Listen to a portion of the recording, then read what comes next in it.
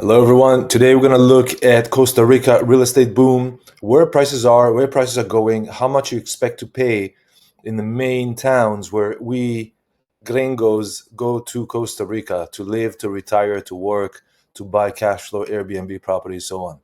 I'm Joseph with Nosara Realty Group. We are active in Toronto as a licensed realtor for over 20 years, and in Costa Rica, Tamarindo, Nosara, Playa Lagarto, Venado, Marbella, Ocional, along the coast.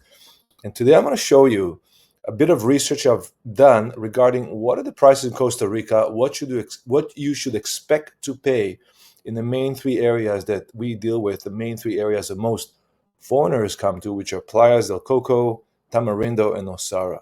Now, there are many, many other areas, many other small towns, but these are kind of the three main ones along the coast if you fly through Liberia Airport.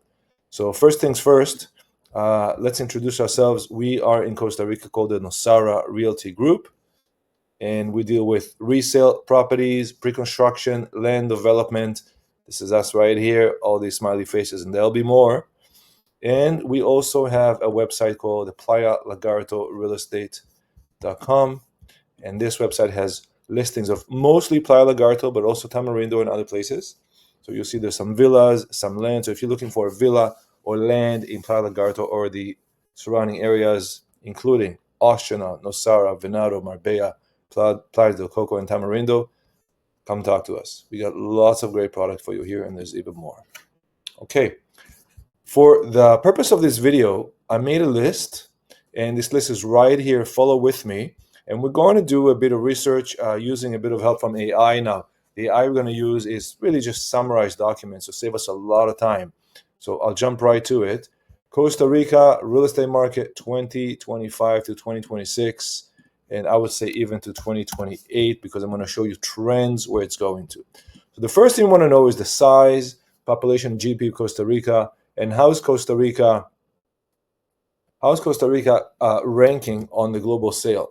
Now, to do this, I'm using a tool called Merlin, Get Merlin, which is a multi-axis AI engine. So I can choose here all these different AI models. I'm paying for this service, by the way. All these AI models, and this gives me very good access. And I'm going to start with GPT 4.1 that seem to be doing really great. So let's ask GPT 4.1 a question. Okay, here we go. Size, population, GDP of Costa Rica. What number is Costa Rica on the global GDP scale? And go. So ChatGPT 4.1, this is the most recent one, is summarizing the question, is summarizing the results, and compiling the results all together. It's going to put the results for us, and we're going to run through these results and some more. Still thinking about it. There are 11 sources it's looking at. You can see it's looking at Costa Rica GDP, Costa Rica population, economy of Costa Rica GDP, on and on. But here we go. So here's a current version of Costa Rica. So land area of Costa Rica is 51,000 kilometers, 51,000 square kilometers. Population 5.15 million. It's a small country. The GDP is about 145 to 184 billion. The global GDP ranking about 66th in the world out of 192 or 93 countries, give or take. Global population ranking 127. So it's a small country. GDP is not high, but it's very diverse in terms of the people in there, the economy, the sectors, and so on. So let's dive a little deeper now, and I'm going to show you.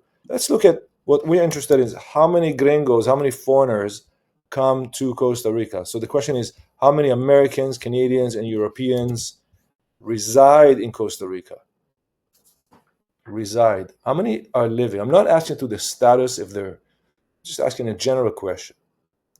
It's looking into demographics, history, international migration outlook. It's summarizing 11 sources. Here we go.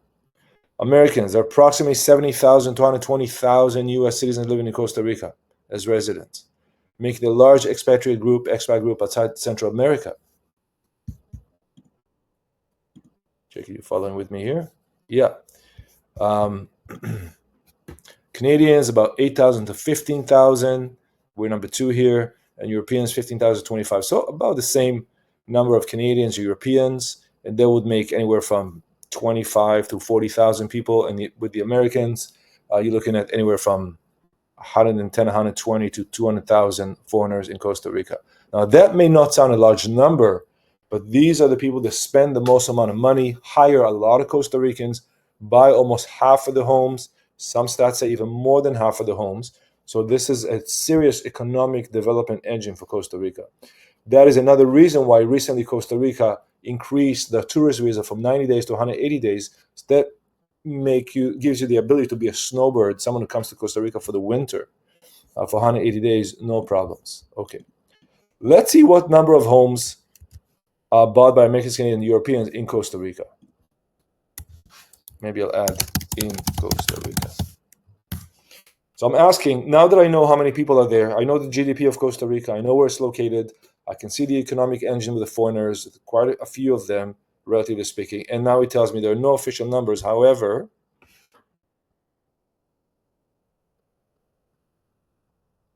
see, do I understand?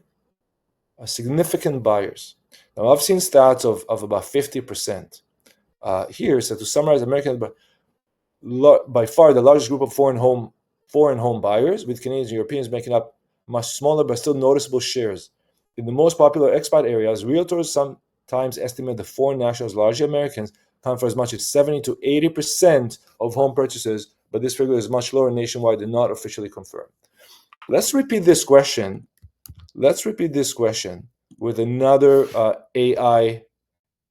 Let's try the Gemini 2.5 Pro from Google, and let's say if it's going to give me or source some other numbers. No, it's exact same thing, 70 to 80%.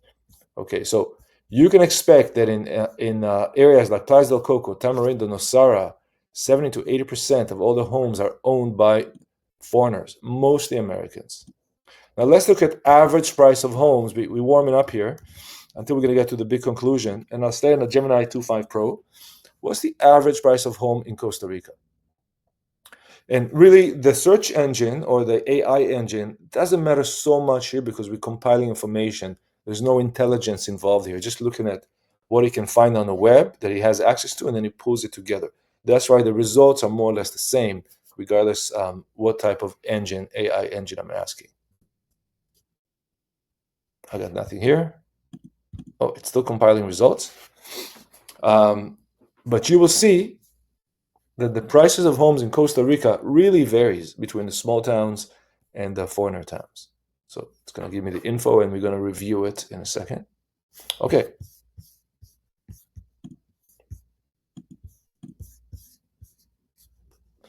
So the real estate market in Costa Rica for 2024-2025 shows considerable variation in home prices and cost per square meter, influenced by location, property type, and market dynamics.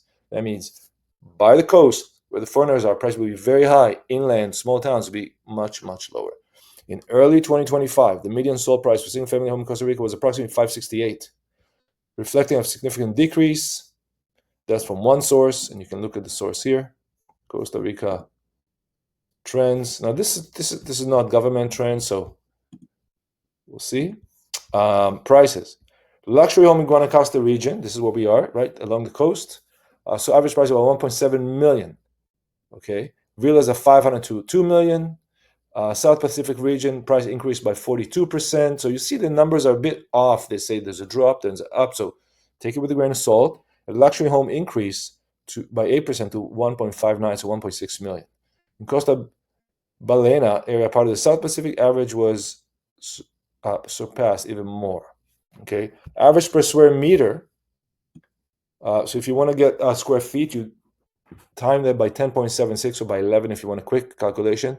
500 to 1300 USD per square meter. San Jose average 1110 USD per square meter. Condominiums reach 1724 square meter. And some other areas are higher or lower. The most affordable, Limon Province, 971. The average, 182. Construction costs in city centers are between 500 to 1300. So you can see developers have to put the margin on top. And building medium to high quality areas could be much slightly more expensive. And from what I see is luxury homes, and these are real numbers here, about $2,700 to $3,000 per square meter. So you're looking at 300 to 400 USD per foot for the higher end homes. Now, let me ask this same question again. Let me try, go back to ChatGPT and see if it's going to give me any other information. But to summarize this thing for you, I would say that the average cost that you can expect to find in Playa del Cocos, in Tamarindo, and in Nosara, and Playa del Cocos will be the least expensive, Tamarindo in the middle, Nosara the highest prices. You're going to look at average of about 2,200 a square meter. So let's say about 250 USD a foot, up to 300, 350 USD a foot. That's what you can expect to pay for completed homes. Now, there's a lot of variation. If you have a pool, if the home is on a slope and you got to raise it and lift it and build some shoring and some returning walls, if the house is in a very humid area, that you may have to do some humidity protection. If you want certain roof, if you have more windows, they're more expensive, on and on. Okay, let's see if we got the response here. And ChatGPT gives us very similar, 568, that's the average home. Luxury 1.7, and these are pretty much exact same numbers. Okay. Let's continue here and sort from low to high the average home prices in these areas: Tamarindo, Nosara, and Playas del Coco. So now we're going to get into the actual investment areas where we work, where you would probably buy property. If you're watching this from Canada, from the US, from Europe, you probably buy property in these areas. You got hospitals, you got stores, you got pharmacies, you got lots of expat communities that are there, so you can make new friends and new life in these areas.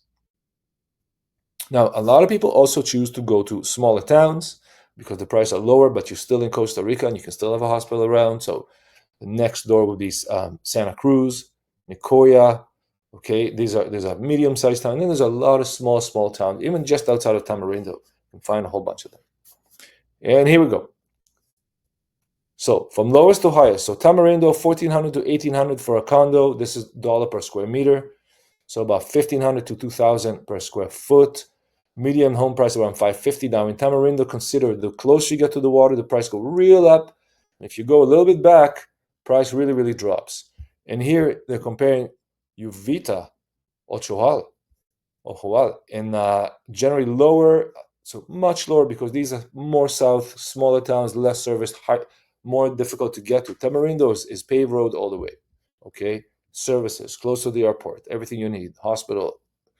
Okay, so that's why. So Tamarindo stays up. I do not see that he gave me the price for Nosara. So let me ask average price for homes and condos in Nosara.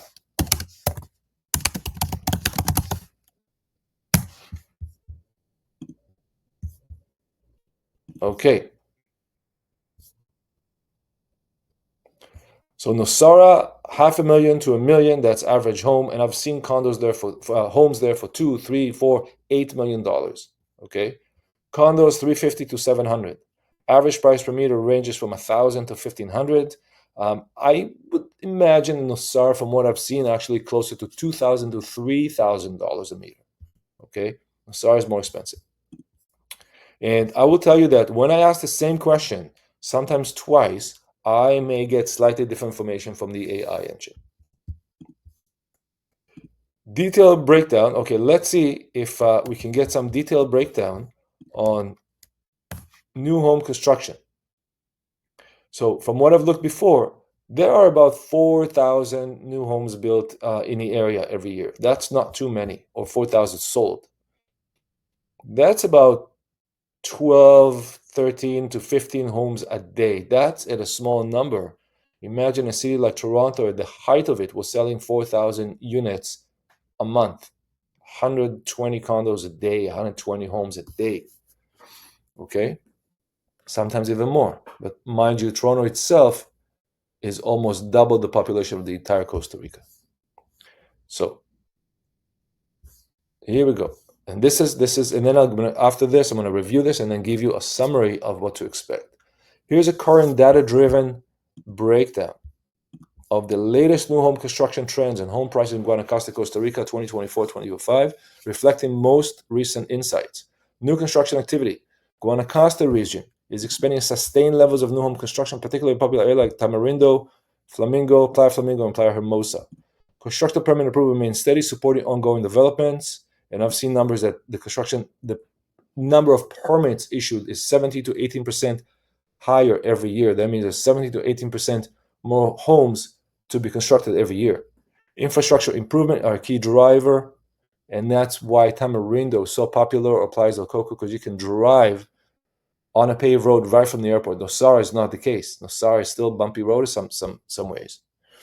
Home price, apartments, average apartments, also condos, almost 3,000 per square meter. Houses, 22. That's more like it, $2,200 per square meter. These are the numbers I'm seeing. And luxury villas, 1.7 million. I've seen $8 million villas also. Overall range of homes, 270. So that's a huge range you can see. And it really depends. If you are in the touristy areas, in the foreigner areas, in the areas which are fully developed, have good roads, hospital, and city services, you can expect the price to go up. There's also more business there. And if you're in areas less services, mostly or only locals, the price will be much, much lower. Okay. I'm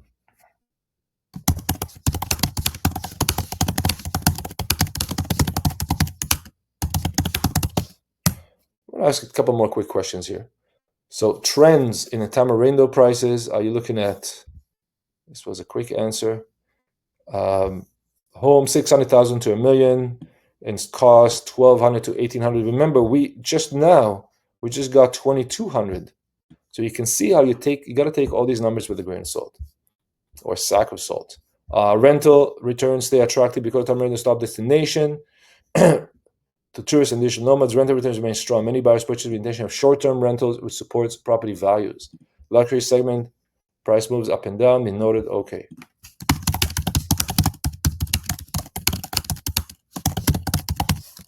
How many Airbnb units are in Tamarindo? I don't know if Airbnb provides that number, but I would say it's in the hundreds. In the hundreds, and there's a lot of condos being built in Tamarindo just to house and to create cash flow properties. 1,778. Okay, so and this is so just under 2,000 units, and you would imagine there's also many other units. So easy 3,000-4,000 units in Tamarindo alone. Okay, for rental. So now that I've reviewed a bit of the Costa Rica's real estate, I'm going to give you a bit of a rundown on what I think the trends are going to be next. So, although I haven't shown you the numbers in this video, I've seen numbers that the number of permits is growing by about 17 to 18% per year. So that means that we are building 17 to 18% a year more houses in Costa Rica. Now, the overall numbers that I saw, about 4,000 permits per year, it's kind of a low number considering we have 200,000 to 250,000 Americans, Canadians, and other foreigners live in Costa Rica. So that's only 2%, 4,000 of 200,000. If you want to cater to that population only, there's probably not enough homes. And that would be a main push up, a catalyst for prices of homes and condos in Costa Rica to keep going up, simply because the supply is lower or growing slower than the demand. Now, if you travel to Costa Rica, I think you could see that. Now, you're going to have ups and downs. That's okay. That's normal.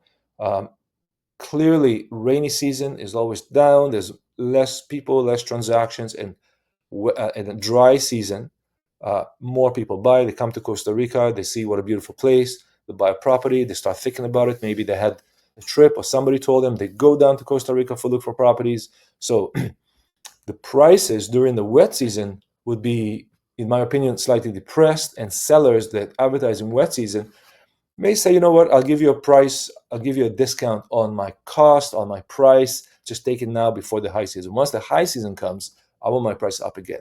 So if you're looking to buy in Costa Rica in the wet season, you could get lucky, okay? Nonetheless, we can expect Costa Rica real estate prices to keep going up. And as more as economies like the US or Canadians seem deemed unstable, I'm not saying they are, but some people think they are, they may want to divest and diversify their investments and buy a place in Costa Rica where they can live during the Canadian or American winter, rent it the rest of the time when they're not there, and have some cash flow coming in. A lot of these properties will sell for 50-50, means 50% deposit, 50% mortgage. So you can get and ask me about this, comment or DM me or email me, but you'll see a lot of properties in Costa Rica will break even or give you cash flow positive when you do the 50-50 deal. So 50% deposit, 50% mortgage, either from from the bank, vendor take back, or you bring a line of credit from home, or you buy two families or two people, each putting half. And then the excess funds that you generate from the rental income could cover your expenses and perhaps positive cash flow for you to enjoy. Okay. Now, every property, obviously, it's different. This is not a financial advice, legal advice, accounting advice. Please speak to these people. Our job here is to find you great investments in Costa Rica and Toronto. But this video is about Costa Rica and bring you the best investments and the best returns we can and the most fun we can. Thank you very much.